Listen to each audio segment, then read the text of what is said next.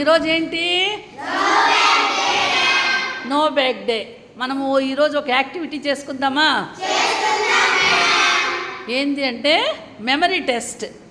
అక్కడ టేబుల్ మీద కొన్ని వస్తువులు పెట్టాను. ఆ వస్తువుల్ని మీరు ఒకసారి చూసి బయటకు వచ్చేయాలి. ఎన్ని వస్తువులు ఎవరైతే ఎక్కువగా గుర్తుపట్టారో వాళ్ళకి ఫస్ట్ ప్రైజ్.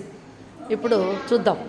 ఇక్కడ ఇవన్నీ వస్తువులు రకరకాలైనటువంటివి మనకి అందుబాటులో ఉన్నాయి. దాదాపుగా 35 వస్తువులు ఉన్నాయి. ఈ 35 వస్తువులు ఎవరు ఎక్కువ గుర్తుపడతారో చూద్దాం. వీళ్ళందరూ కూడా మెమరీ టెస్ట్ రాస్తున్నారు. ఇప్పుడు చూద్దాం.